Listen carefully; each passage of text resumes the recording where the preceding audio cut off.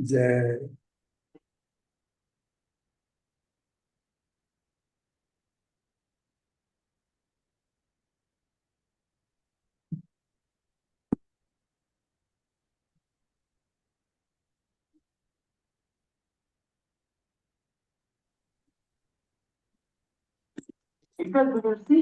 पूतना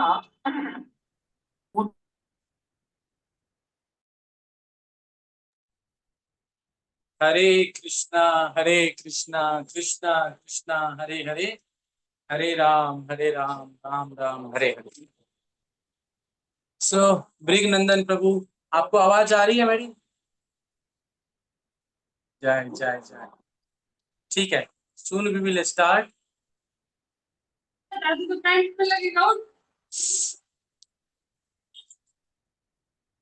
ये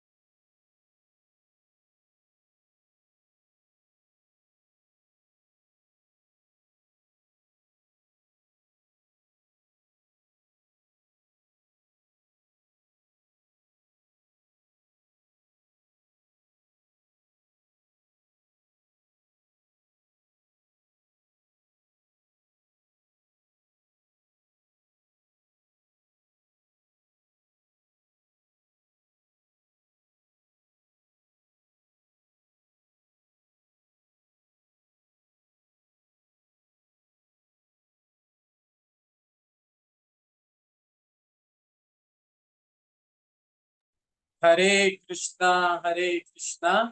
कृष्णा कृष्णा हरे हरे, हरे राम राम राम हरे हरे। आप सबको बहुत बहुत स्वागत है हमारे इस भक्ति तत्व विचार के लास्ट दो टॉपिक। अभी लास्ट एक टॉपिक बचा है, दो सेशन। अभी तक हमने भक्ति तत्व विचार में संबंध और अभिधेय ये दोनों कवर कर लिए हैं, और आज जो आरंभ होने वाला है वो है अभिधेय, वो है अभी प्रयोजन। तो हमने असित प्रभु के सहायता से, असित प्रभु के हेल्प से, असित प्रभु के मार्गदर्शन में हमारा भगवान कृष्ण के साथ क्या संबंध है, हमने उसके बारे में सुना।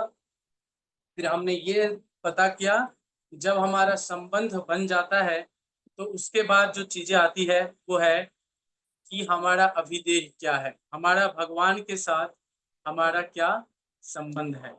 आज इसके बारे में एक विशेष पर्सन है, विशेष व्यक्ति है, जो हम सबको हेल्प करेंगे, हम सबको कथा श्रवण कराएंगे, हम उनके मुख से सुनेंगे। एक सेकंड दीजिएगा।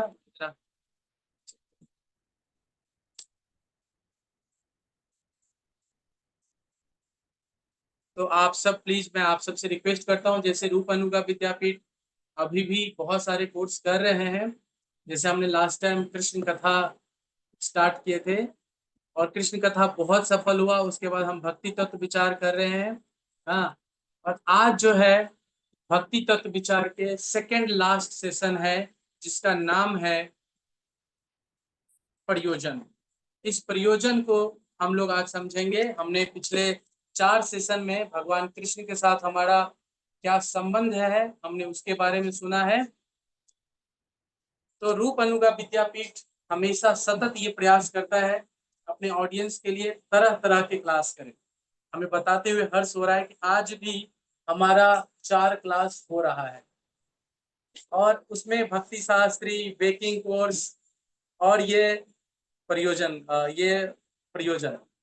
तो रूप अनुगा विद्यापीठ हर संभव प्रयास करे अपने ऑडियंस के लिए तरह तरह की क्लास करें, ताकि हम अपने प्रयोजन जो है कृष्ण प्रेम, उसके लिए तैयार हो सकें।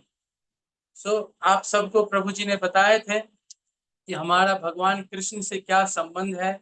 हमने उस संबंध को पहले सीखा, फिर हमने अभिदेह देखा, और आज इस प्रयोजन के बारे में हमारा 2 सेशन होगा। इसका जो प्रवक्ता होंगे सच्चिदानंद प्रभु ज्वाइन करने वाले हैं। ओ सो मैं आप लोगों को बताना चाहूंगा कि जैसे रूप अनुगा विद्यापीठ हर संभव प्रयास कर रहा है, इसमें हमारे सच्चिदानंद प्रभु का भी बहुत अहम योगदान है। सच्चिदानंद प्रभु रूप अनुगा विद्यापीठ के एसोसिएट टीचर हैं और प्रभु जी ने इसी समय पिछले वर्ष नाम चिंतन पे क्लास दिए थे, जिससे बहुत भक्तों को बहुत लाभान्वित हुआ। सच्चिदानंद प्रभु अभी वर्तमान में 2 बड़े टेम्पल नागपुर और बल्लभ विद्यानगर के प्रेसिडेंट हैं। और प्रभु जी अपने जो भक्ति है उसके आरंभ किए थे लंदन से। प्रभु जी ने बहुत सारी मेहनत किए पहले, और फिर वो इस्कॉन के टच में आए। और इस्कॉन आते ही जब प्रभु जी ने देखा इस्कॉन की चीजों को, इस्कॉन को समझा, उन्होंने अपना पूर्ण जीवन समर्पित करने का निश्चय किया। और उसके बाद 1991 में, थोड़ा डॉट हो रहा है, प्रभु जी में करेक्ट, बट 95 में प्रभु जी लंदन से शिफ्ट हो गए गुजरात, और उसी समय से वो बल्लभ विद्यानगर के प्रेसिडेंट भी हैं। और मुझे बहुत हर्ष के साथ ये कहते हुए अच्छा लग रहा है कि 2014 में जब नोएडा टेम्पल का ओपनिंग था, उसमें भी प्रभु जी यहीं पे थे। जहां भी टेम्पल ओपनिंग करवाना हो, सच्चिदानंद प्रभु वहां पे रहते हैं। और विशेष चीज मैं आप लोगों को बताना चाहता हूँ, आप लोग ध्यान पूर्वक सुनिए। सच्चिदानंद प्रभु एक दिन मुझे पर्सनली कहे थे ये बात, कहे थे कि मैसेज और ये मैनेजमेंट से ज्यादा अच्छा मुझे प्रीचिंग लगता है, मुझे लोगों को हेल्प करना लगता है। ये जो प्रयोजन है ना, प्रभु जी ने खुद अपने लिए एक पाथ बनाए। जैसे हमारे रूप अनुगा विद्यापीठ का लाइन है, learn, implement, transform and teach. ये एक्चुअली हमने प्रभु जी के जीवन से ही लिया है। प्रभु जी ने उन सारी चीजों को सीखा है, उसके लिए रास्ता बनाए, और फिर दूसरों के जीवन में भी परिवर्तन ला रहे हैं। और अभी अभी मैं एक चीज के लिए प्रभु जी से मिला था, तो प्रभु जी ने मुझे बोले यहाँ से ये चीजें को अप्लाई करो, बस इतना सटीक, क्योंकि इन्होंने पहले से ही बना के रख दिया है। और प्रभु जी हर संभव प्रयास करते हैं। इनका 2 रिट्रीट होता है साल में, और बेस्ट होता है कि कैसे है हम हृदय से भगवान को प्राप्ति करने के लिए इच्छुक हैं। तो he is the best teacher जो प्रयोजन के बारे में बोल सकते हैं। Over to you Sachchidanand Prabhu जी।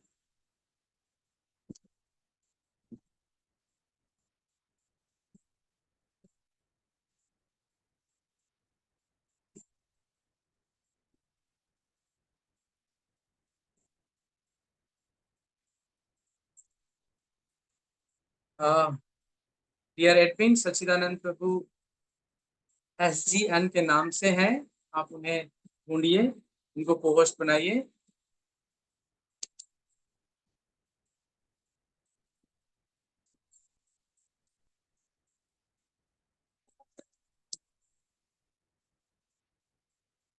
हरे कृष्णा हरे कृष्ण। प्रभु जी हैं आगे?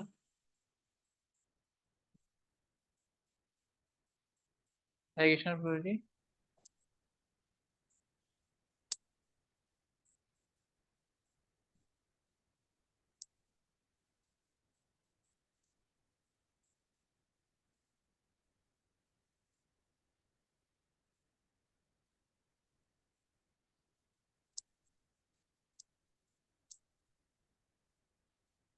Yeah, thank you.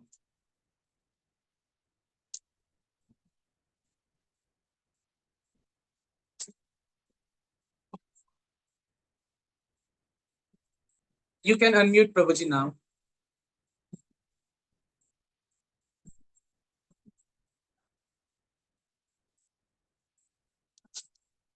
अभी आप अनम्यूट नहीं हुए प्रभु। हाँ, ठीक है, धन्यवाद। Thank you so much Prabhuji for taking out your time. So blessed to be.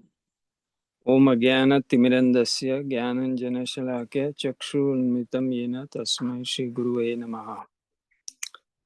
नमः विष्णुपादाय कृष्णप्रेष्ठाय भूतले श्रीमते भक्तिवेदांत स्वामिनिति नामिने नमस्ते सारस्वते देवे गौरवाणी प्रचारिणे निर्विशेष शून्यादि पश्चात देश तारिणे।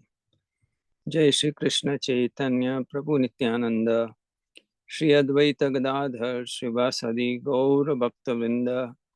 हरे कृष्णा कृष्णा कृष्णा हरे हरे, हरे राम राम राम हरे हरे। तो प्रयोजन हमारा विषय है। तो आज और कल हम लोग चर्चा करेंगे। तो जैसे चैतन्य महाप्रभु कहते हैं, प्रेम पुमार्थो महान। प्रेम ये हमारा प्रयोजन है, भगवान के साथ प्रेम करना। तो इसके बारे में श्रीला भक्ति सिद्धांत सरस्वती ठाकुर कहते हैं कि 10-15 साल गंभीर भजन करने के बाद जब व्यक्ति अनर्थ निवृत्ति पार कर लेता है और निष्ठा लेवल पे आ जाता है, आप सब जानते हैं सब लेवल्स है, आदव श्रद्धा, साधु संग, भजन क्रिया, अनर्थ निवृत्ति, निष्ठा, रुचि, आसक्ति, भाव, प्रेम। तो 10-15 साल जब वो गंभीर भजन करता है और अनर्थों से ऊपर उठ के निष्ठा भक्ति तक आता है, माने वो कनिष्ठ अधिकारी से मध्यम अधिकारी बन जाता है निष्ठा लेवल पे, तब हमारा जीवन का लक्ष्य अनर्थ निवृत्ति नहीं है, अर्थ प्रवृत्ति हो जाता है। अर्थ क्या है? रुचि, आसक्ति, भाव और प्रेम, ये हमारा अर्थ है, काम की चीज है हमारे लिए। पहले नेगेटिव को निकाला, अब पॉजिटिव को धीरे धीरे प्राप्त करेंगे। तो शिक्षाष्टक ये 8 श्लोकों की रचना चैतन्य महाप्रभु ने की है। चेतो दर्पण मार्जनम पहला श्लोक है श्रद्धा का।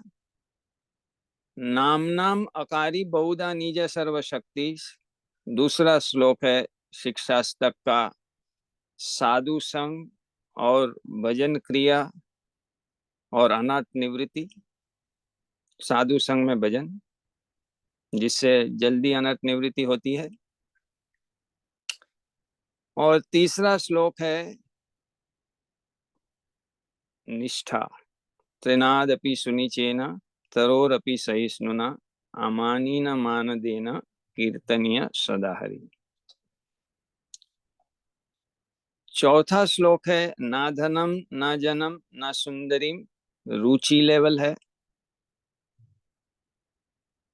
पांचवा श्लोक है आई नंदा तनुजा किंकरम पतितम माम विषमे भवाम्बुदो, आसक्ति लेवल। नयनम गलद अश्रु, ये भाव भक्ति का छठा श्लोक है। युगायितम निमिषेना, सातवां शिक्षास्त्र का श्लोक, वो भी भाव भक्ति है लेकिन विरह भाव है, भगवान से विरह महसूस कर रहे हैं। और आठवां श्लोक है आश्लिष्य वापादरतम, वो प्रेम स्थल है। ये सब जो स्थल है वो श्रद्धा के भी स्थल है। जैसे जैसे आपकी श्रद्धा बढ़ेगी ऐसे ऐसे आप उस स्थल को प्राप्त कर सकते हैं। श्रद्धा क्या है?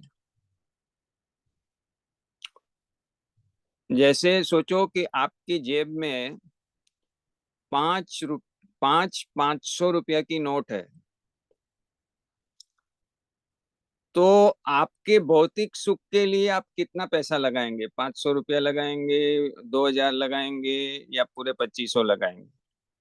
और भक्ति के लिए कितना लगाएंगे? है ना?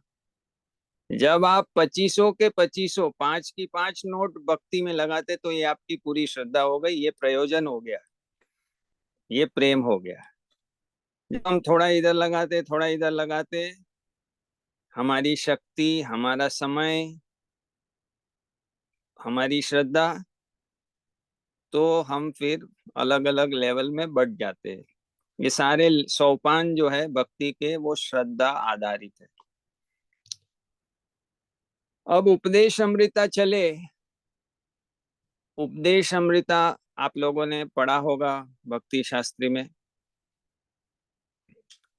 तो उसमें जब तक आप पहले श्लोक को पालन नहीं करते हैं तो प्रयोजन की कोई सवाल नहीं है। जब आप पहले 7 श्लोक का पालन करते हैं तब आप निष्ठा पे आते हैं और तब प्रयोजन की बात हो सकती है। उसके पहले हमें निष्ठा हमारा लक्ष्य है। हमारा पहला लक्ष्य है कनिष्ठ अधिकारी से मध्यम अधिकारी बनना, निष्ठा लेवल की भक्ति में आना। और फिर हमारा लक्ष्य है निष्ठा से भाव भक्ति तक आना। और फिर हमारा तीसरा है भाव भक्ति से प्रेमा भक्ति तक आना। ये 3 हमारे लेवल्स है। तो उपदेश अमृता में पहला श्लोक बताता है कि हमारी वेग है, वाचो वेगम, बोलने का वेग है, मनसा, मन का वेग है, क्रोध, जीवा का वेग है, उदर, भूख लगने का वेग है, और उपस्थ, मैथुन का वेग है। जो इन वेगों को सहन कर सकता है तो फिर वो आगे बढ़ सकता है। जो सहन नहीं करता है उसके लिए दूसरा उपदेश अमृता का श्लोक विकार बताता है। अत्याहार, ज्यादा खाना, ज्यादा प्रयास करना भौतिक चीजों के लिए, प्रजल्प करना, भौतिकवादियों का संग करना, अत्याहार, प्रयास, प्रजल्प, नियम आग्रह, खाली दिखाने के लिए नियम पालन करना या तो नियम का पालन नहीं करना, बहुत सारा लोभ होना, इससे क्या होता है? भक्ति नीचे हो जाता है।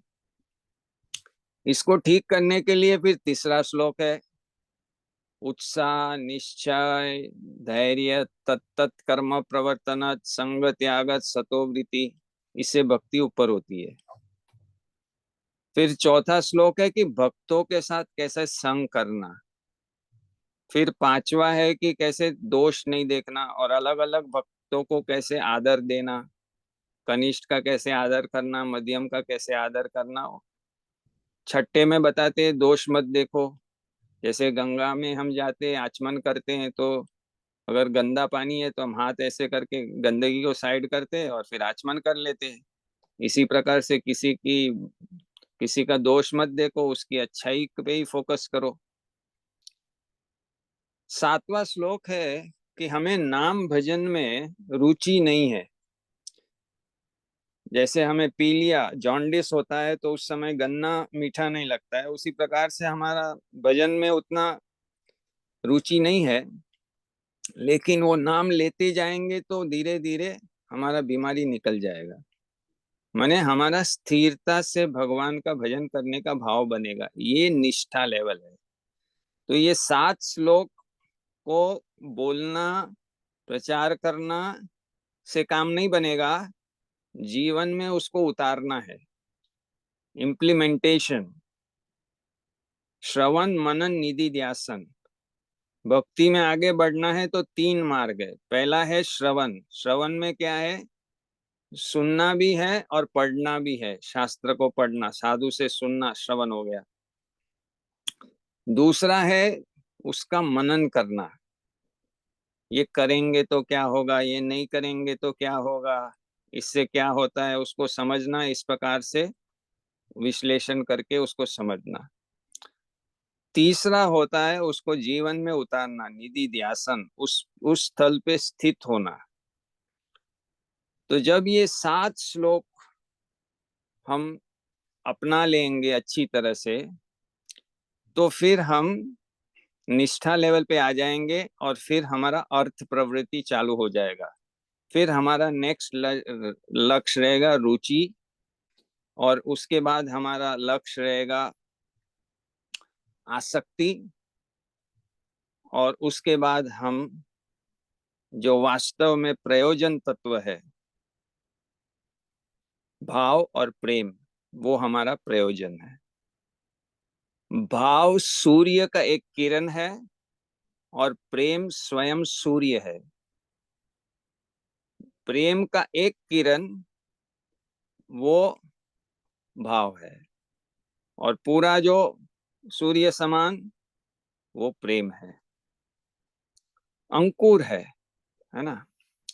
जैसे भक्ति लता होती है तो उसपे फूल आता है, फिर फल आता है ना। तो फूल भाव है और फल प्रेम है, इस प्रकार से। तो ये सब प्रयोजन की हम बात करते हैं, ये केवल शुद्ध भक्ति को लागू पड़ता है। जब हम मिश्रा भक्ति करते हैं, शुद्ध भक्ति को आपको शायद समझाया होगा पहले के सेशन में, संबंध या अभिधेय में आपको शुद्ध भक्ति को समझाया होगा। अन्याभिलाषिता शून्यम ज्ञान कर्म आदि अनावृतम आनुकूल्येन कृष्णानुशीलनम भक्तिरुत्तमा, ये शुद्ध भक्ति की व्याख्या है। दूसरे शब्दों में, जहां हमारा कोई भी भौतिक इच्छा नहीं है और हम केवल भगवान को प्रसन्न करने को चाहते हैं, ये शुद्ध भक्ति है। हमारा सारा भौतिक इच्छा खत्म हो गया, हम केवल भगवान को प्रसन्न करना चाहते हैं, यही हमारा जीवन लक्ष्य है, तो शुद्ध भक्ति। तो ये सारे स्टेजेस जो है ये शुद्ध भक्ति संबंधित है। अगर हम मिश्रा भक्ति कर रहे हैं, ज्ञान मिश्रा, योग मिश्रा, कर्म मिश्रा, अपराध वाली भक्ति कर रहे हैं, आभास वाली भक्ति कर रहे हैं, तो इन चीजों से आपको निष्ठा पहुंचने में भी दिक्कत हो जाएगा। ऊपर उठने की बात तो दूर की हो गई। तो पहले हमको अनुशीलनम करना है शुद्ध भक्ति का, केवल भक्ति, शुद्ध भक्ति। शुद्ध भक्ति को आलिंगन करना पड़ेगा। जैसे सोना का मतलब है pure gold 24 carat, 22, 18, 9 carat, coating boating ये नहीं चलता है। ये सब अलग अलग प्रकार की भक्ति है। तो हमारी शुद्ध श्रद्धा होनी चाहिए। तो इसमें श्रद्धा क्या है क्योंकि जीव भी जो है भगवान का अंश है। भगवान सच्चिदानंद है तो जीव भी सच्चिदानंद का अंश है। इसलिए आनंद चाहना ये स्वाभाविक जीव का भी गुण है। लेकिन वो कौन सा आनंद का अधिकार जीवात्मा का है? भगवान को आनंद देने से जो हमें आनंद मिलता है, प्रेमानंद इसे कहते हैं। भगवान को आनंद देने से हमें खुशी मिलती है। जैसे कभी किसी को खाना खिलाते हैं और हमें खुशी होता है कि भूखा आदमी खाया, बहुत अच्छा है ना। तो इस प्रकार से जब हम भगवान को प्रसन्न करते हैं और हम प्रसन्न होते हैं, ये आनंद का अधिकार, ये दिव्य आनंद है, ये शुद्ध प्रेमानंद है। यही हमारा अधिकार है। बाकी हम अपनी इंद्रियों को संतुष्ट करना चाहते हैं, इंद्रिय रंजन, मन को संतुष्ट करना चाहते हैं, मनोरंजन, इस आत्मा संतुष्ट नहीं हो सकता है, आत्मरंजन नहीं होगा।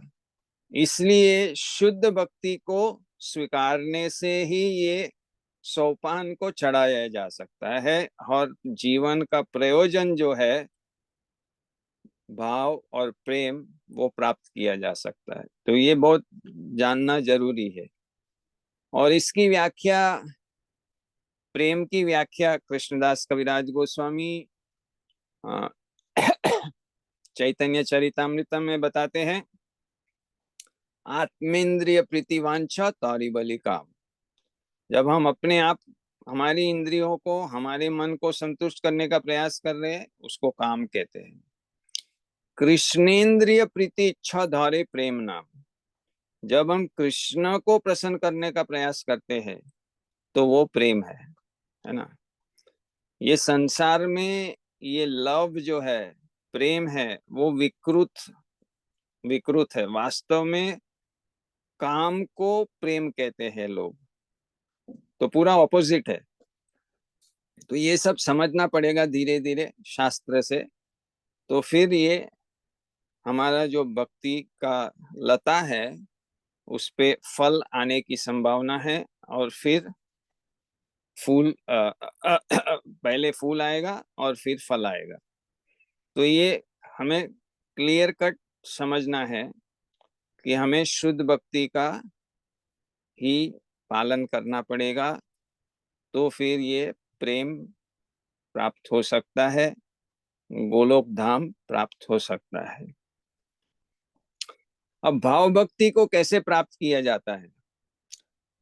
तो दो तरीका है, एक तो साधना से और एक कृपा से। साधना दो प्रकार की होती है।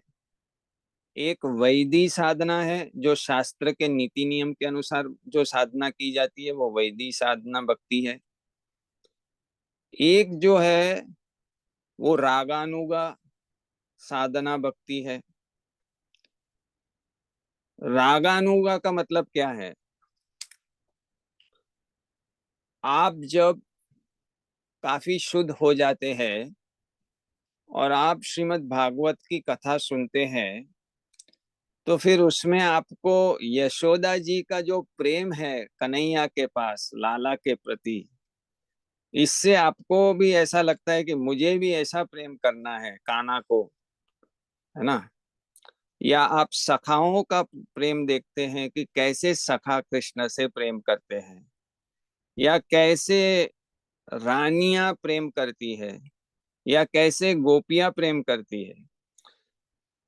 तो फिर आपका ये जो इस प्रकार से कृष्ण को प्रेम करने वाले अलग अलग भक्त है, अलग अलग भाव रस के, वो आपके रोल मॉडल बन जाते हैं। जैसे सखा में आपको सोचो कि आपको मधुमंगल बहुत अच्छे लगते हैं, मधुमंगल आपका रोल मॉडल बन जाएगा। तो जब आपको ऐसा लोभ हो जाता है ऐसी भक्ति करने के लिए, और आप कोई पाप से विचलित नहीं हो सकते हैं, ऐसे स्थल पे आ जाते हैं, माने निष्ठा पे, निष्ठा भक्ति पे, तो वहां से आप ये रागानुगा भक्ति कर सकते हैं।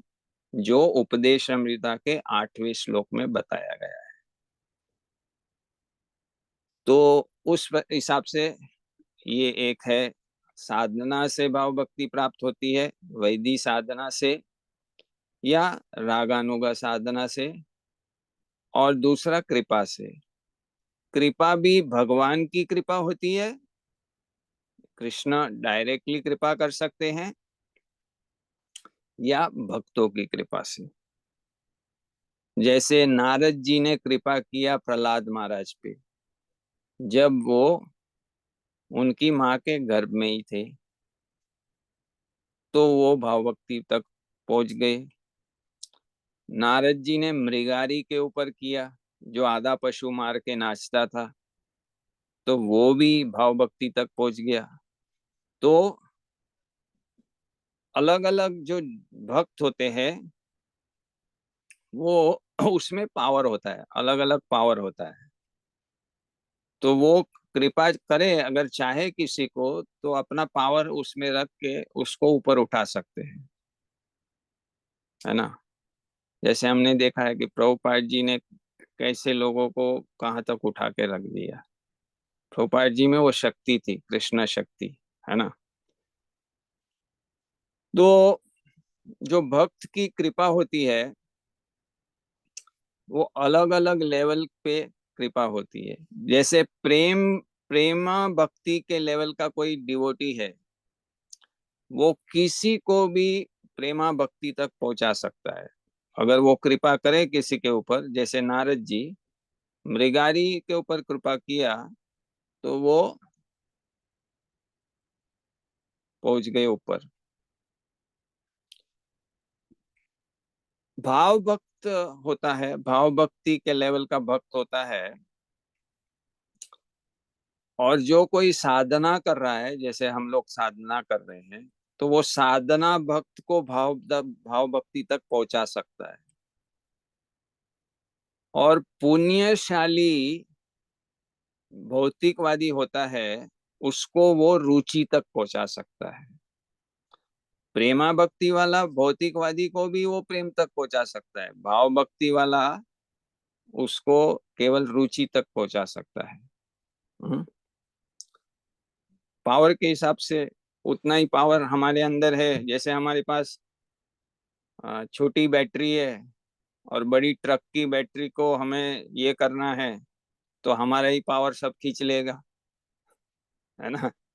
तो हमारी पावर में, अगर हमारे पास ट्रक की बैटरी है और छोटी गाड़ी की बैटरी को जंप स्टार्ट करना है, तो आसानी से हो जाएगा। तो इस प्रकार से ये डिवोटी में अलग अलग शक्ति होता है, उनके लेवल के अनुसार। और जो दूसरे साधना भक्ति के लेवल के हैं, चाहे वो वैदिक साधना वाले हो या रागानुगा साधना वाले हो, वो अपनी शिक्षा से, प्रचार से और अपने आचरण से लोगों को श्रद्धा दे सकते हैं। और पुण्यशाली भौतिकवादी को भी वो श्रद्धा दे सकते हैं, उनको भक्ति में आगे ला सकते हैं धीरे धीरे। वो किसी को ऊपर पहुंचा नहीं सकते, क्योंकि अभी तो वो ही पहुंचे नहीं है, उनको खुद को पहुंचना है ऊपर। तो वो किसी की कृपा लेके ऊपर पहुंचेंगे, फिर उनके पास भी ऐसा शक्ति आएगा। तो ये सारी चीजें श्रील भक्ति विनोद ठाकुर ने बताए हैं उनकी पुस्तकों में। अब कृपा से जो भाव भक्ति तक पहुंचता है, वो बहुत दुर्लभ है। भगवान कर तो सकते हैं कृपा, लेकिन ज्यादा जो स्टैंडर्ड प्रोसेस है वो साधना साधना से है। इसलिए रूप गोस्वामी साधना भक्ति की व्याख्या करते हैं भक्ति रसामृत सिंधु में। साधना भक्ति वो है जो आपको भाव भक्ति तक ले जाती है। हाँ, साधना भक्ति वो है जो आपको भाव भक्ति तक ले जाती है। इसलिए हमें बहुत अच्छी तरह साधना को समझना चाहिए, है ना। एक अनर्थ क्या है, साधना साध्य तत्व विब्रह्म। उसका मतलब है साध्य में भ्रांति, कि जो लक्ष्य क्या है, हमारा लक्ष्य भाव भक्ति प्रेम है, और साधना कैसे करना है ना। तो ये सब समझना पड़ेगा, है ना। साधना, असली साधना किसे कहते हैं, कौन सी साधना। तो ये सब क्रम को ऊपर जाने के लिए क्या चाहिए, साधना भक्ति सीखने के लिए और सही करने के लिए साधु संग और शरणागति, दो चीज चाहिए। हमसे जो उन्नत है ऐसे साधुओं का संग करना है, उनकी सेवा करनी है, उनसे सुनना है, उन्हें हमारी कमियां बता के उसका समाधान करना है, काउंसलिंग लेके उनसे ट्रेनिंग लेना है। तो जितना आपका साधु संग बढ़िया होगा उतना आप जल्दी ऊपर उठ सकते हैं। और साधु संग के बाद आपको क्या करना है, शरणागति। शरणागति 6 प्रकार की है। आनुकूल्य से संकल्प, जो करना है वो ही करना है, जो अनुकूल है भक्ति में आगे बढ़ने के लिए उसको ही करना है, आनुकूल्य से संकल्प। प्रतिकूल्यस्य वर्जनम,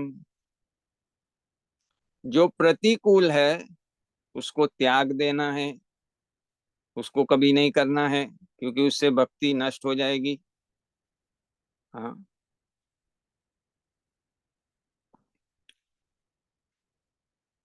कृष्ण को ही हमारा रक्षक मानना है, रक्ष्यसीति विश्वासो, कृष्ण हमारी रक्षा करेंगे, ये विश्वास बढ़ाना है। गोप्तृत्वे वरनम, भगवान ही हमारा पालन कर रहे हैं, हम पूरे भगवान पे निर्भर है। हमारा शरीर भी चल रहा है भगवान की कृपा से। निर्भरता,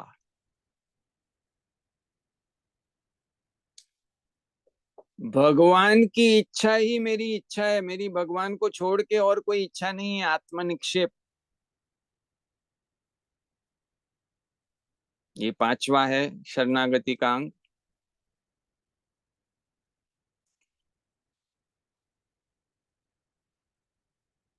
दैन्य, जीव एक बाल का 10,000वां टुकड़ा इतना छोटा है, तो भगवान को गर्व घमंड अहंकार पसंद नहीं है, नम्रता पसंद है। और ये जितनी आपकी नम्रता बढ़ जाएगी, नम्रता बढ़ती जाएगी, मैंने आप में से अच्छे गुण है, लेकिन उन अच्छे गुण होने के बाद भी आप सोचते आप कुछ भी नहीं है, मैं तुच्छ हूं। ऐसी नम्रता जब आप में आ जाए तो आप ऊपर उठ सकते हैं, आप प्रयोजन प्राप्त करेंगे। Humility is the ornament of prema. अगर आपके पास जैसे प्रेम की माला हो, चांदी सोने की डायमंड की माला हो, उसका एक लॉकेट भी होगा ना, तो प्रेम की माला का जो लॉकेट है वो है नम्रता।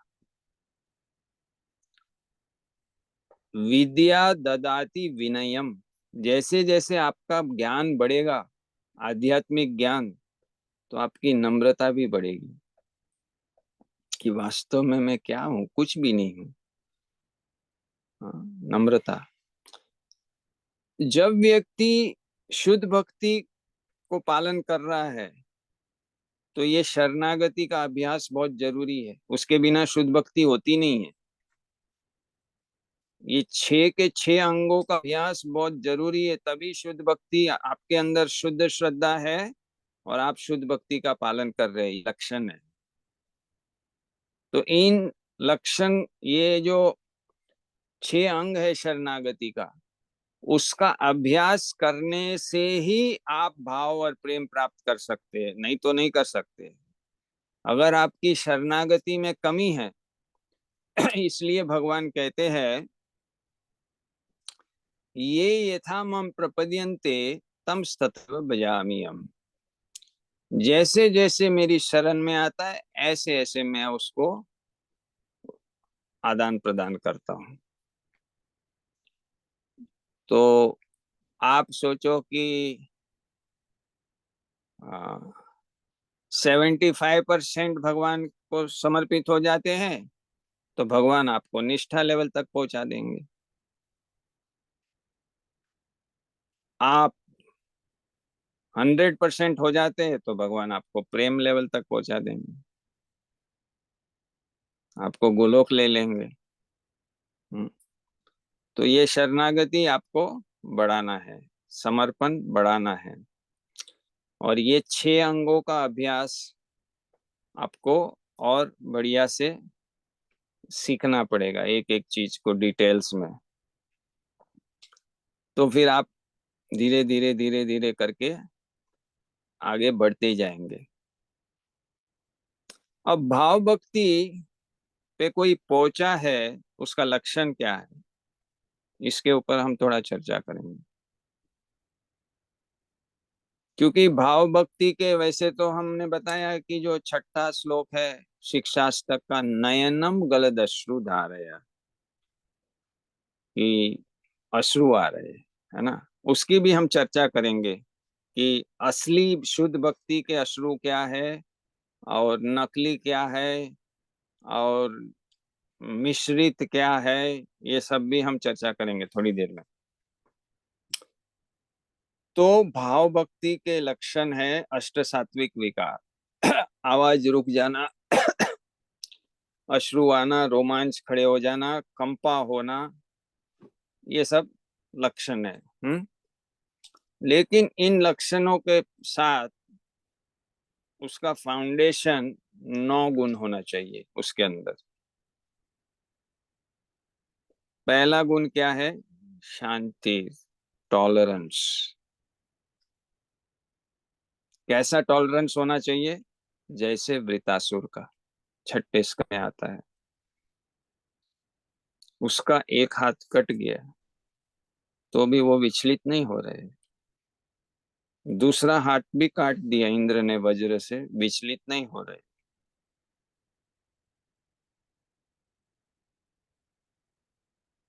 माने जो व्यक्ति किसी भी अवस्था में किंचित मात्र भी डिस्टर्ब नहीं होगा, ऐसी सहनशीलता उसके अंदर आ जाती है भाव भक्त के अंदर। ये उसका पहला गुण है। दूसरा उसका गुण क्या है? अव्यर्थ कालत्वम। एक सेकंड भी वो वेस्ट नहीं करता है, हर समय वो भक्ति करने का प्रयास करेगा, एक सेकंड वेस्ट नहीं करेगा। हम लोग तो क्या स्क्रोलिंग भी करते हैं मोबाइल में, कुछ कभी कभी तो मन ही नहीं करता है भजन करने का, तो ऐसे ही बैठे रहते हैं। इसका ऐसा नहीं होता है, भाव भक्त तो इतना मने एक्टिव रहते हैं। तो ये लक्षण है उसका कि वो वास्तव में भाव भक्ति तक पहुंचे हैं। तीसरा है विरक्ति। विरक्ति माने उसको कोई आसक्ति नहीं है, उसको अपने शरीर से भी आसक्ति नहीं है। शरीर उसका मृत्यु आ जाएगा तो उसको कोई प्रॉब्लम नहीं है, कोई अटैचमेंट है ही नहीं, जीरो अटैचमेंट है उसका किसी भी चीज से, उसका भौतिक चीज से उसका कोई अटैचमेंट नहीं है, उसका सारा अटैचमेंट कृष्ण से है। विरक्ति, कंप्लीटली रिनाउंस्ड।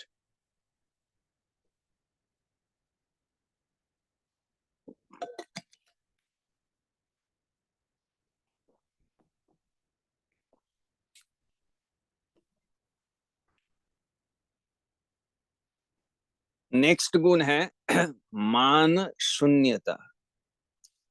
उसको आदर मान की अपेक्षा कितनी है? 0।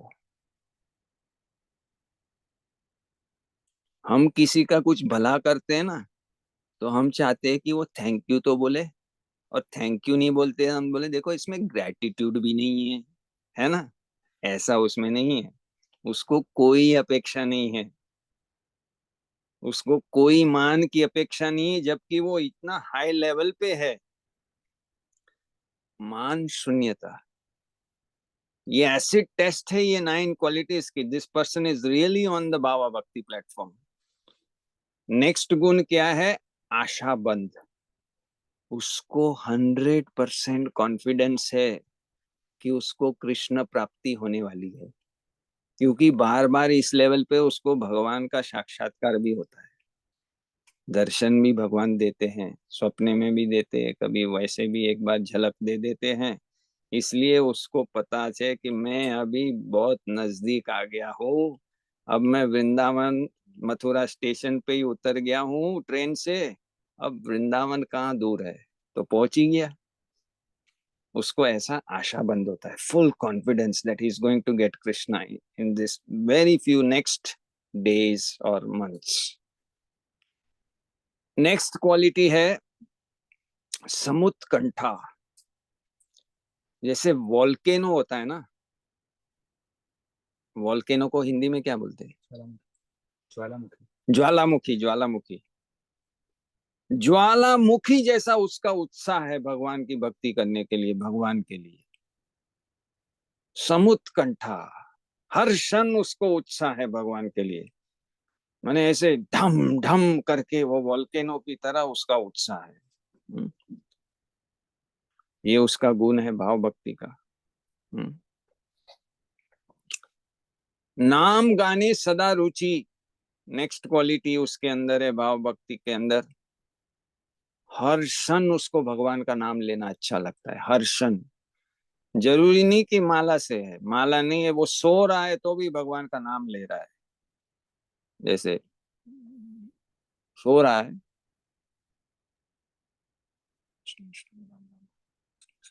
अंदर से चल रहा है। कभी कभी हम सुनते हैं ना, कुछ लोग बोलते हैं कि उसकी रोम रोम में सांस के साथ जप हो रहा है।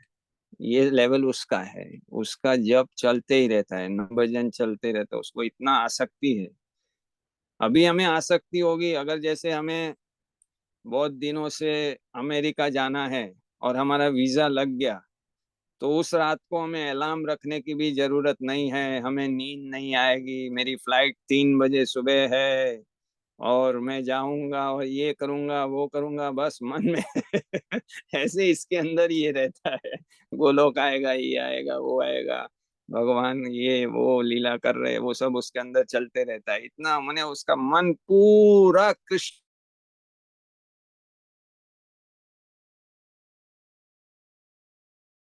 है, वो पागल है कृष्ण के लिए।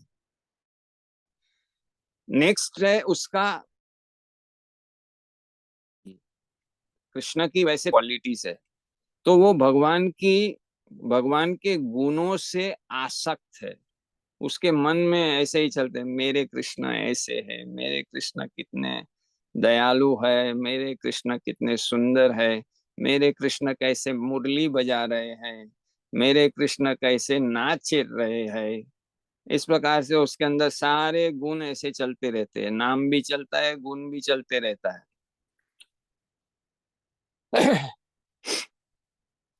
नेक्स्ट, उसको भगवान की लीला स्थली से बहुत आसक्ति होती है। यमुना केशी घाट पे भगवान कैसे केशी को मारे, हाँ, और कैसे चीर घाट पे गोपियों के वस्त्र हरण किए। हाँ, तो उसको ये सारी लीला स्थली पे वास करने का, और वो भी धाम में वास करना कैसे होना चाहिए? गुरु की आदेश के अनुसार, अपनी मर्जी से नहीं। और गुरु का आदेश आपको फिजिकली नहीं है तो आप मेंटली रह सकते हैं, शास्त्र में बताया है।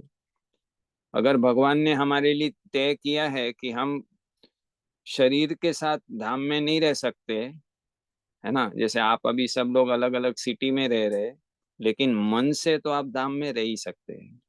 उसका अभ्यास करना पड़ेगा। जैसे कि अभी मैं नागपुर में था, तो 9th फ्लोर पे हमारा रहने का ठिकाना है। तो इलेक्ट्रिसिटी चली गई तो लिफ्ट बंद हो गई। तो दूसरे दो भक्त बोल रहे आप चढ़ेंगे? मैं बोला क्यों नहीं, मैं बरसाना चढ़ रहा हूँ। मैं सीढ़ी चढ़ रहा हूँ, मैं कहाँ चढ़ रहा हूँ, बरसाना की सीढ़ी चढ़ रहा हूँ। तो मानसिक रूप से ऐसे जियो।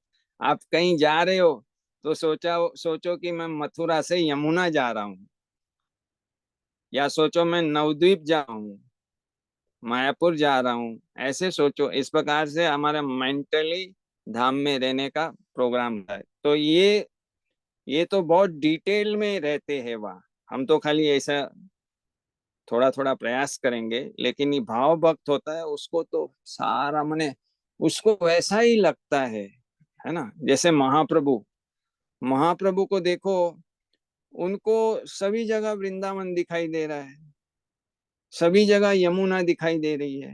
हाँ, जो भी नदी हो वो सोचे ये यमुना है। तो इस प्रकार से वो हमेशा लीला स्थली में वास करना, या तो स्थूल रूप से शरीर के रूप से या मानसिक रूप से, उनको बहुत आसक्ति होती है। ये जो 9 क्वालिटीज है, ये भाव भक्त के गुण, जो वास्तव में भाव भक्ति के लेवल पे पहुंचे हैं, उनके अंदर ये गुण होते हैं। तो ये अभ्यास जरूरी है। धीरे धीरे हमारे अंदर ये गुण बढ़ेंगे। जैसे हम निष्ठा पे ही पहुंचना है, हमें निष्ठा भक्ति के लेवल पे पहुंचना है, तो क्या है, त्रणादपि सुनिचेना। हमें घास से भी नम्र बनने का अभ्यास करना है। तरोर अपि सहिष्णुना, हमें सहन करना है पेड़ की तरह, क्षमा भी सीखना है, और जो हमारा कुछ गलत भी कर रहा है उसका पालन भी करना है। वृक्षम क्षमा गुण कोरो भी साधन, प्रतिहिंसा त्यज्य अन्य कोरो भी पालन, भक्ति विनोद ठाकुर समझाते हैं। तो हमारा फॉरगिवनेस, ये भी आपको शायद सिखाया जाएगा रूपानुगा विद्यापीठ में आगे, फॉरगिवनेस का वर्कशॉप सेमिनार। तो ये सब चीज सीखना पड़ेगा हमें। सब सारे सद्गुण हमारे अंदर आने चाहिए अभ्यास कर करके, तभी हम एक असली वैष्णव साधु साध्वी बन सकते हैं। और अमानी न मान, मान की कोई अपेक्षा नहीं है, लेकिन प्रत्येक जीव को मान देना है, सबका आदर करना है। कृष्ण अधिष्ठान सर्वे जीव जानी सदा कोरो भी समान सवे आदरे सर्वदा। क्यों?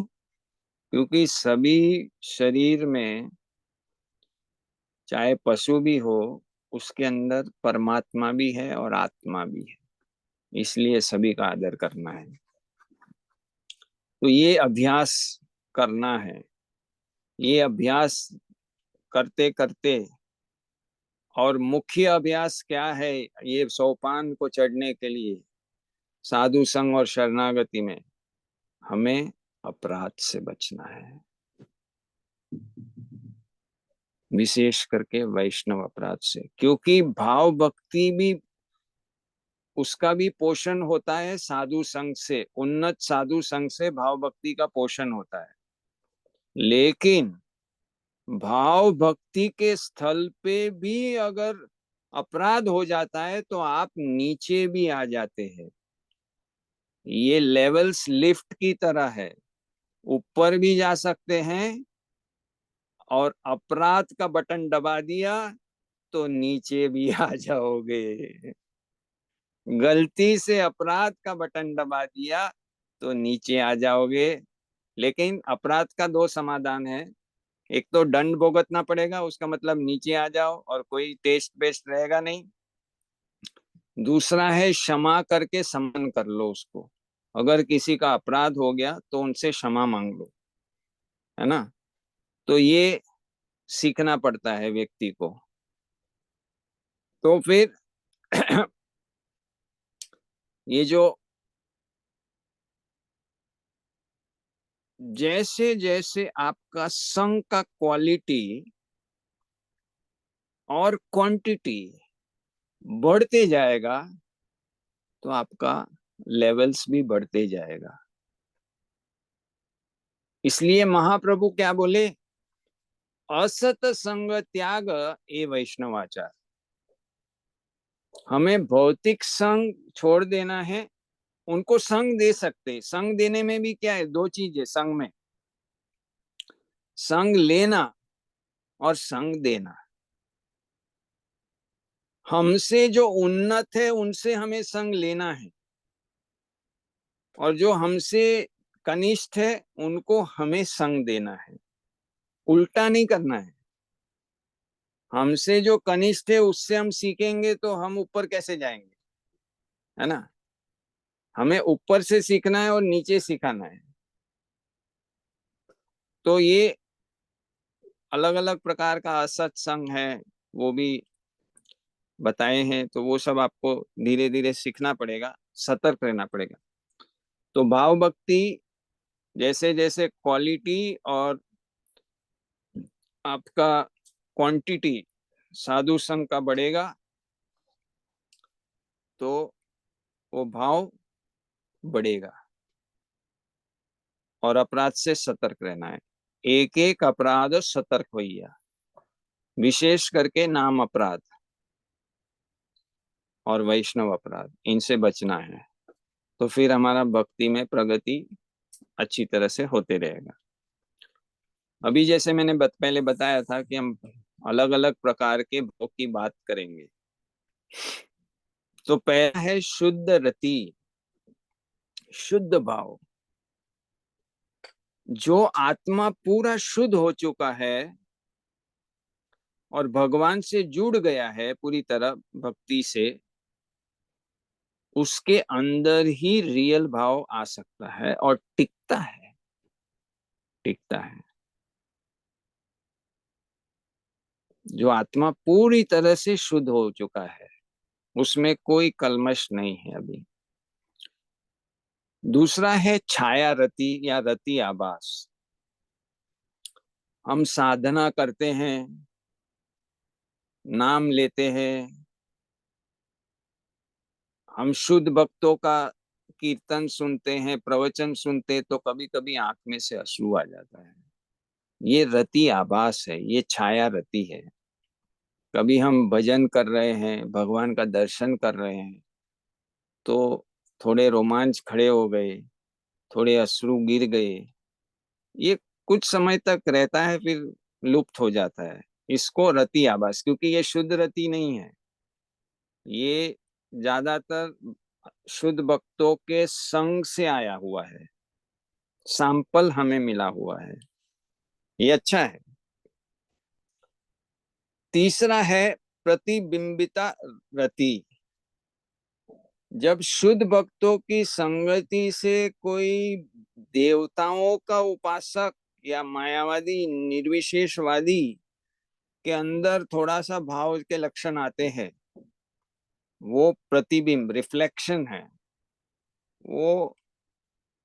वो इतना वो थर्ड थर्ड क्वालिटी का है, थर्ड क्लास है वो। शुद्ध रति फर्स्ट क्लास है, रति आभास सेकंड क्लास है, ये प्रतिबिंबिता रति जो है वो थर्ड क्लास है। चौथा है जड़ रति, जो ये भौतिक जगत में जैसे रोमियो और जूलियट, लैला मजनू का जो भाव होता है एक दूसरे के प्रति, जो कभी कभी हम एयरपोर्ट पे देखते हैं कि कोई रिश्तेदार जा रहा है, या कभी कभी हम फिल्म में देखते हैं, ऐसा सीन हो जाता है और व्यक्ति रोने लगता है ना। ओ हो, कितना दुख हो रहा है उनको। आ ये सब क्या है, जड़ रति इसको बोलते हैं, जड़ रति, मटीरियलिस्टिक भाव। ये ये इसको स्पिरिचुअल से कोई संबंधित नहीं है। अब जो लास्ट कैटेगरी का है पूरा बेकार, वो है कपट रति। कपट रति, जो वो व्यक्ति पापाचार भी कर रहा है, लेकिन जब कीर्तन करेगा तो आंख में ग्लिसरीन डाल के आएगा और अश्रु दिखाएगा। ओ क्या भाव आ गया। नाटक करेगा, दिखावा करेगा, ढोंग करेगा, वो है कपट रति। तो ज्यादातर जो डिवोटीज है उनको ये दो रति ही ज्यादा लागू पड़ता है। एक तो शुद्ध रति, जब वो वास्तव भाव लेवल पे आ जाता है तब, और एक है छाया रति, रति आभास, जो उसको अभी अभी भी हो सकता है। अभी अभी आप सब ने कभी कभी अनुभव किया होगा, जब शुद्ध भक्तों का संग में भक्ति होती है तो कुछ ऐसा फीलिंग्स ऐसे सब आते हैं। अब जैसे आपको सिखाया होगा अभिधेय में कि ये 3 लेवल की भक्ति है। पहली भक्ति है साधना भक्ति। साधना भक्ति के समय रूप गोस्वामी 2 लक्षण बताते हैं। क्लेश अग्नि, उसका मतलब है सारे हमारे कष्ट है वो धीरे धीरे साधना भक्ति करने से चले जाते हैं। और शुभदा, माने सारा हमारा मंगलमय हो जाता है, हमारा जीवन शुभ और मंगलमय हो जाता है। ये 2 लक्षण प्रदान होता है जब हम अच्छी तरह से साधना भक्ति कर रहे हैं। नेक्स्ट है भाव भक्ति।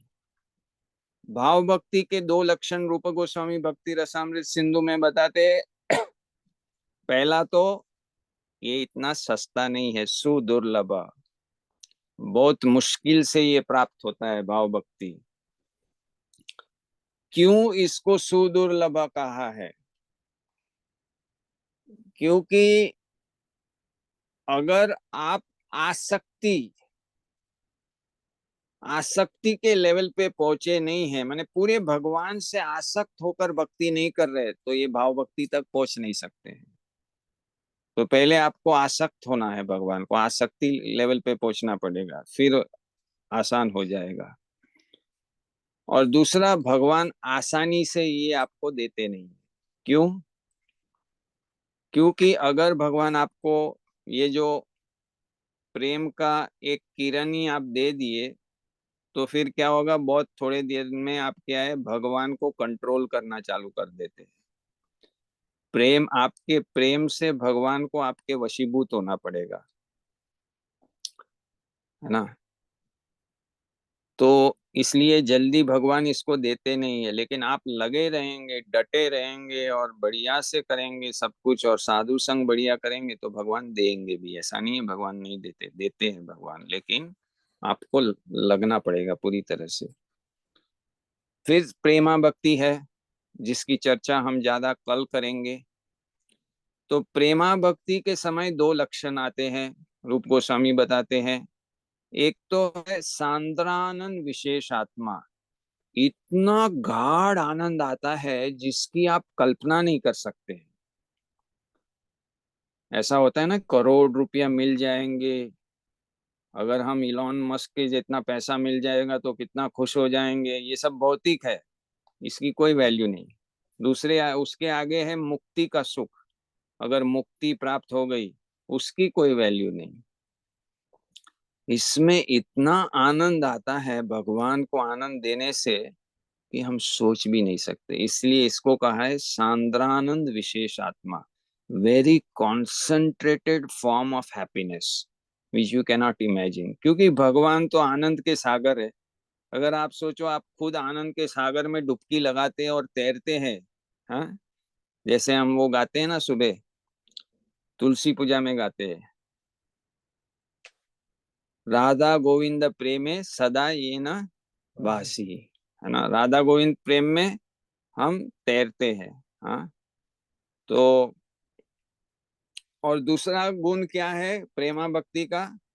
कृष्ण आकर्षिणी। कृष्ण सबको आकर्षित करते हैं, लेकिन प्रेम लेवल का भक्त कृष्ण को आकर्षित करता है? उसका बेस्ट एग्जाम्पल क्या है? राधा रानी। राधा रानी जानबूझ के कभी कभी छुप जाते हैं, तो कृष्ण पागल हो जाते हैं कि है कहाँ, ढूंढ ढूंढ के मर जाते हैं। वो फिर राधा नाम जपना चालू करते हैं, मधु मंगल उनको लिखते देते हैं, फिर वो जपना चालू करते हैं राधा नाम, कि ये जप करो तो राधा नाम, फिर राधा जी प्राप्त हो जाएंगे। ऐसी बहुत सारी लीलाएं हैं। तो कृष्ण आकर्षिणी, एक क्षण के भी लिए भी भगवान ऐसे प्रेमा भक्ति से दूर नहीं रखते हैं, पूरे उनके प्रेम के वश में रहते हैं। साधवो हृदय मय्यम, साधु मेरे हृदय में है और मैं साधु के हृदय में हूँ, भगवान कहते हैं। तो ये सब प्राप्त करने के लिए नारद जी नारद पुराण में और भक्ति विनोद ठाकुर चैतन्य शिक्षामृत में और चैतन्य चरितामृत में श्लोक आता है, अचिरत एवं सर्वार्था निर्बंधिनी मति। हमारा साधना भक्ति के समय लक्ष्य होना चाहिए भाव भक्ति, और लक्ष्य के अनुसार मेहनत होना चाहिए, और सतर्क रहना चाहिए कि आलस और विक्षेप, विचलित होना, दूसरी इच्छा घुस जाना, दूसरा कोई प्रोजेक्ट घुस जाना, इसकी वजह से हम लक्ष्य को चूक न जाए। और जब भी हम भाव भक्ति पे आ जाते हैं तो हमारा लक्ष्य प्रेमा भक्ति होना चाहिए, और प्रतिदिन हमें ये चिंतन मनन करना चाहिए कि हम आगे कितना जल्दी बढ़ रहे कि नहीं बढ़ रहे, और कैसे बढ़ सकते हैं। इस प्रकार से जो हमारा माइंडसेट रहेगा उसको निर्बंधिनी मति कहा है। ये सक्सेस फॉर्मूला है। जब चैतन्य महाप्रभु रामानंद राय के साथ संवाद कर रहे थे, चर्चा कर रहे थे, तो उन्होंने पूछा कि क्या मूल्य है कृष्ण प्रेम प्राप्त करने के लिए, कृष्ण प्राप्ति के लिए। तो उन्होंने बताया, लौल्यम ललासमयी, ग्रीड, इंटेंस ग्रीड, लोभी बनना पड़ेगा कि मुझे कृष्ण चाहिए, मुझे कृष्ण प्रेम चाहिए, मुझे भाव भक्ति चाहिए, इसके लिए लोभी बनना पड़ेगा। मैं एक रिट्रीट में गया था वृंदावन में, भूरीजन प्रभु का लेक्चर था, उसमें तो बता रहे थे कि तुम्हारे हृदय में ये इच्छा भगवान के लिए, भगवान को प्रेम करने के लिए इतनी बढ़नी चाहिए, इतनी बढ़नी चाहिए अग्नि की तरह, कि बाकी सारी इच्छा हृदय में जल के भस्म हो जाए, एक ही इच्छा रहे। ऐसा ऐसा इतना आपको लालसा उत्पन्न करना है। ये लालसा कहाँ से उत्पन्न कर सकते हैं? एक तो भागवत पढ़ने से ये लालसा बढ़ती है। वैसे तो 5 अंग है, 5 अंगों से होती है, धाम से भी प्राप्त होता है, और विग्रह की सेवा से भी इसमें बढ़ता है, बढ़ावा होता है, भागवत से भी होता है, नाम भजन से भी होता है। लेकिन सबसे बेस्ट तरीका है, जिसके पास ऐसा भक्ति है उसकी सेवा करो, उसका संग करो, और भगवान की लीलाओं का श्रवण करो। ये 2 टॉप फॉर्मूला है सक्सेस का। बार बार भगवान की लीलाओं का श्रवण करो, सुनो, पढ़ो, और जिसके पास ऐसी ऊंची भक्ति है उनकी सेवा करो, उनसे उनका संग करो। ये हमें करना है। तो ये हमारा जीवन का लक्ष्य है, प्रयोजन है।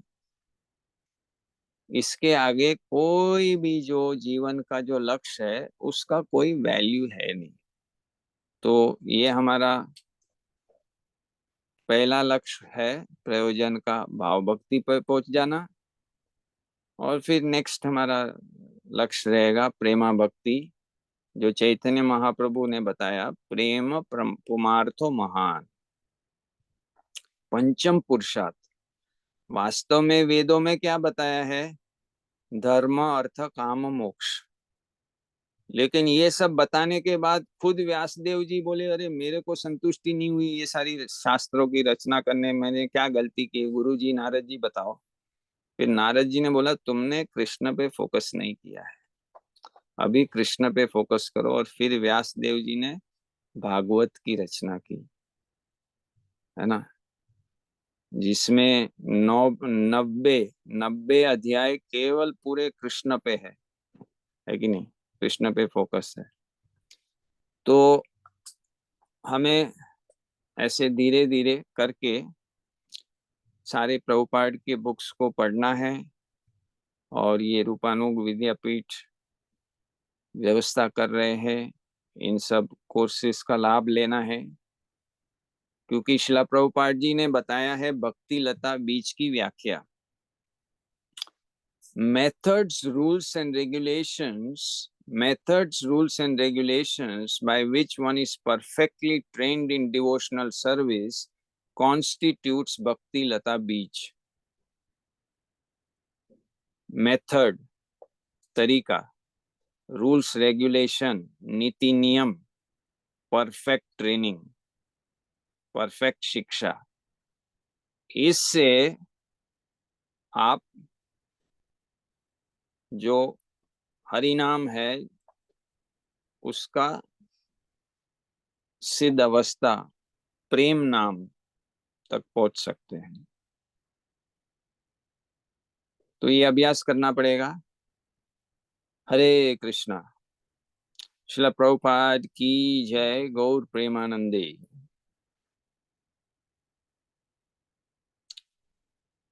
किसी को कुछ सवाल है तो 5 मिनट ले सकते हैं, फिर आप लोग बाकी कल हम चर्चा करेंगे।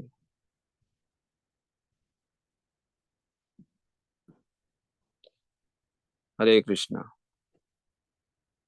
तो शिखा माता जी, अनम्यूट हो सकता है क्या?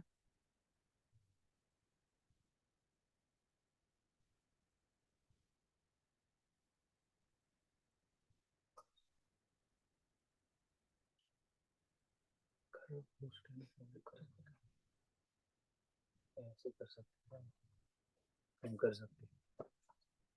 आप पोस्ट तो हम कर पाएंगे। हाँ, आप हम अनम्यूट कर सकते हैं।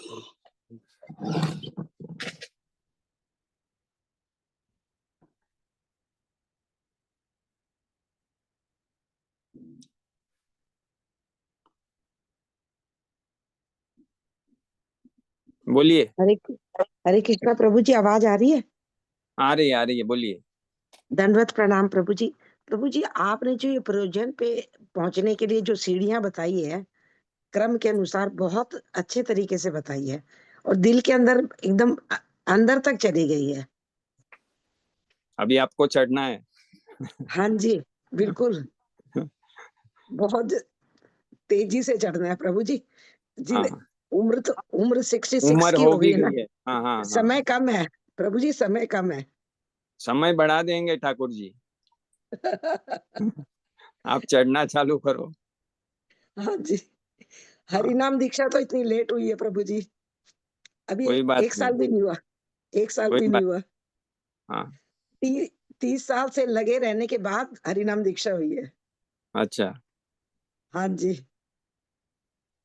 इतनी बाधाएं थी, इतनी बाधाओं को पार करके प्रभुपाद जी ने लगा तो लिया, अपने शरण में ले लिया। ठीक है। और कुछ आप हमें ज्यादा से ज्यादा बताइए तो बहुत अच्छा लग रहा है, बहुत अच्छा लगा। हाँ जी, हम्म। ठीक है प्रभु जी। ठीक है, हरे कृष्णा। शिखा माता जी, हरे कृष्णा प्रभु जी, दंडवत प्रणाम। धन्यवाद। प्रभु जी, जैसे आपने जो क्वालिटीज बताई हैं वो हमेशा आप उस पर फोकस करने के लिए कहते हैं, ह्यूमिलिटी, टॉलरेंस, फॉरगिवनेस, ये सब। पर ये प्रैक्टिस अगर आप अपनी फैमिली में करते हैं जो कि कृष्णा कॉन्शियस नहीं है, तो वहां मैं खुद को पाती हूँ कि मैं प्रैक्टिस करती हूँ और कुछ समय के बाद वो मुझे ऐसा टॉर्चर सा लगने लगता है कि वो इतना ज्यादा वेंट आउट हो जाता है और फिर मैं अपने आप को देखती हूँ कि I am just a failure. तो मैं इस फेलियर को सक्सेस में कैसे चेंज कर सकती हूँ? क्योंकि इसमें सबसे पहले गलती जो आप कर रहे हैं ना, आप अपने आप को, जब भी वो झटका आ रहा है ना, तो आप अपनी पहचान मन के साथ कर रहे हैं और शरीर के साथ कर रहे हैं। आप आत्मा के साथ करो तो ये प्रॉब्लम सॉल्व हो जाता है, क्योंकि आत्मा को तो ना कोई झटका दे सकता है ना कुछ कर सकते हैं। और शरीर का जो लिखा है हमारे पूर्व कर्म के लिए, तो वो तो आना ही है। तो वो धीरे धीरे सहनशीलता बढ़ेगी, आप अभ्यास जारी रखो तो फिर वो बढ़ेगा।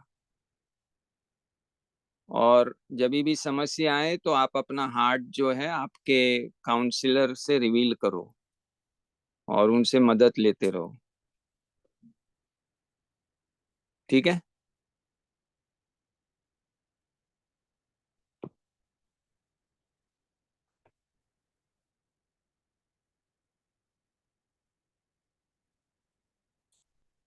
हाँ बोलिए।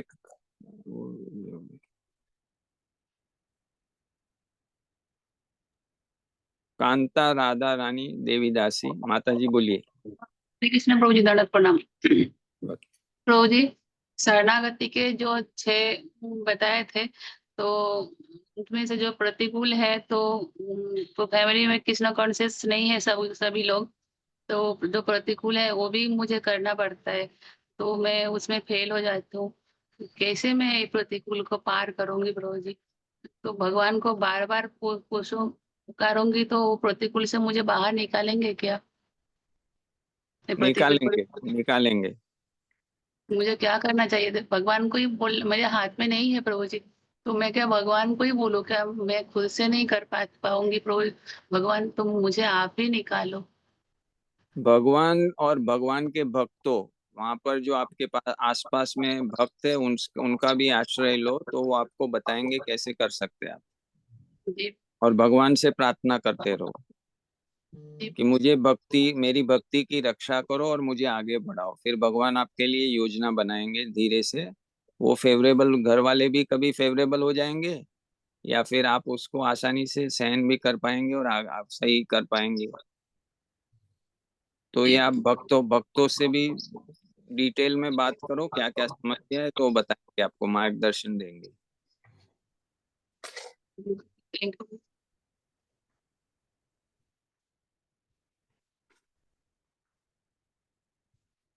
वामन देव प्रभु, हरे कृष्ण, बोलो।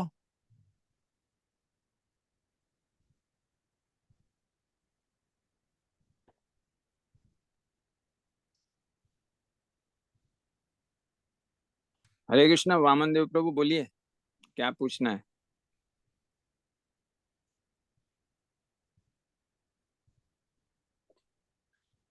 ठीक है सर, वो बोल नहीं पा रहे, पता नहीं कुछ कनेक्शन प्रॉब्लम है।